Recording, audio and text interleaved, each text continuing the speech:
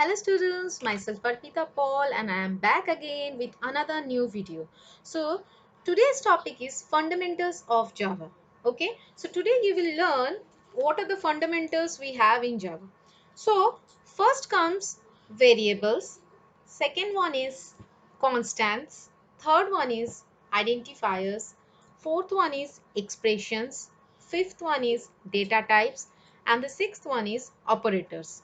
You can see these are the basic fundamentals of Java you need to know. Out of these operators I have explained in details in my other videos, so please check those videos for operators, and rest of the fundamentals I will describe here in this video.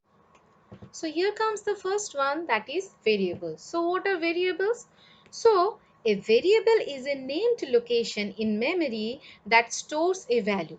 So basically whenever we are working with a value or data, how to store it in memory? Okay, so for that we will use a named location. We will use a name to store that value in the memory, because directly we cannot store the data in computer. That is why we will use a name that will signify the memory location where the value will be stored. Okay, so these values can be changed during execution. Okay, so values of the variables are not fixed, it is changeable. Okay, during execution we can change it. How it looks like, let me show you with one example. You can see here I have written here int a comma sum. So here this a and the sum, these are the variable names. Variable names can be a single alphabet or any name. Okay, but you cannot use any predefined name or keywords. Okay, you can give any other name. So this is how we will declare the variable. Okay, now coming to the next one, that is constants. Okay, so what are constants?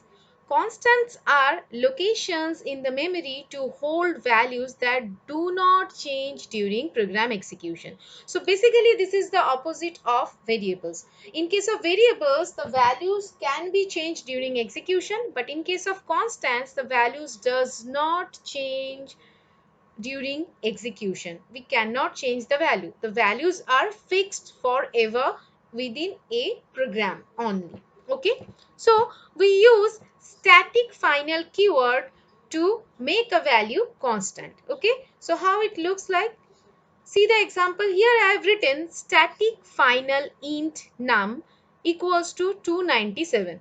So as you can see here, num is the variable name. Okay, int is the data type, which I am going to explain you later in this video only, and static final is the keyword by which we are making the value of num fixed or static or constant. Okay, and what is the value? 297. So within one program, wherever we will use this variable num, the value of that variable will be only 297. It is not changeable. We cannot change the value of variable num here. Okay, so this is how we declare one constant, or we make a variable constant. Okay, so coming to the next one, that is identifiers. What are identifiers? Identifiers are the names of variables, classes, methods, packages, and interfaces. So basically, whenever we are creating a variable or class or method or package or any other interfaces, we give a name. Like I told you, in case of variables, we give a name to the memory location, or in cases of classes also, we create a class by giving a name in our own. Same is applicable for methods, packages, and interfaces. So all those names which we are giving in our own, those are called identifiers. So how it will look like, see one example. Here I have written class demo. So class is the keyword which is used to create a class, and demo is the name given by us for our own class. So this demo is the identifier here. Okay, this name can be anything. We can give any name in our own, but we cannot use any predefined name. Okay, so coming to the next one, that is expressions. So what are expressions? An expression is a sequence of operators and operands. So basically expression is the sequence where we will use some operators and operands to perform some operation. See how it looks like. See, here I have written S equals to A plus B into C. So here you can see S, A, B, C. These are the variables. Okay. And equals to, plus, multiplication. These are the operators. Okay. So together this is called an expression. So basically expression means where we will combine some operators and some variables to perform one operation. Okay. So now coming to the next one, that is data types. What are data types? So the type of data that a variable can hold is called data types. Basically whenever we are working with one data, so that data should be one type. Okay, that data should have one specific type. So what are those types that we will learn now? Okay, so let's have a look. See, this is the table. This table is very important. You have to memorize this all. You have to learn it all. Okay. So coming to the first one, these are the data types.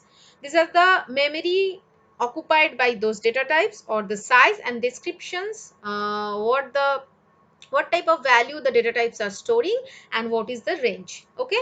So coming to the first one, that is byte. It occupies only 1 byte memory, and it stores whole numbers from range -128 to +127. This is the range of the byte data type.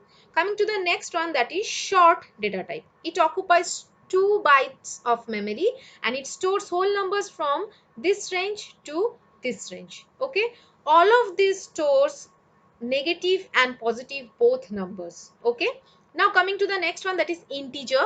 Okay, for that we will write only this much, int. It occupies 4 bytes of memory, and it stores whole numbers from this range to this range. Okay, now coming to the next one, that is long integer. Okay, for that we will write only this much, long, and it will occupy 8 byte of memory, and you can see the range is much greater than the previous ranges. Okay, so you can see all these four stores whole numbers, but the ranges are different. Okay, so as per our requirement we will use these data types. Now coming to the next one, that is float. It stores decimal numbers or fractional numbers. Okay, and it occupies 4 byte of memory, and it stores fractional numbers and sufficient for storing 6 to 7 decimal digits. What is the meaning of this? If we use float as data type, then it will display us the values up to 6 decimals or 7 decimal digits. That is, after point it will show only 6 to 7 points. Okay, if we want to see more, then we will use double. Okay, it occupies 8 bytes of memory, and it stores fractional numbers and sufficient for storing 15 decimal digits. You can see it is greater than float. Okay, so these two are used for floating point, fractional numbers, or decimal numbers. Okay. Now coming to the next one, that is Boolean. It occupies only 1 bit of memory, and it checks the value of a variable is true or false. Okay. For true false checking we will use Boolean. Okay. Now coming to the next one, that is char.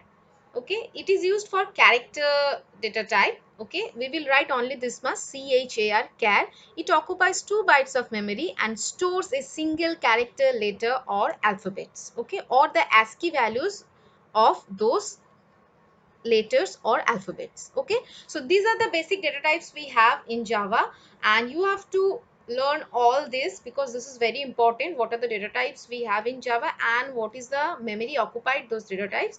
This is very important. Okay, so these are the basic fundamentals of Java. You need to learn how to use these data types, how to assign the value, how to write the program. That I will tell you in my next video. So thank you class for your cooperation, and stay tuned, subscribe to my channel, press the bell icon for the notification. See you in next video.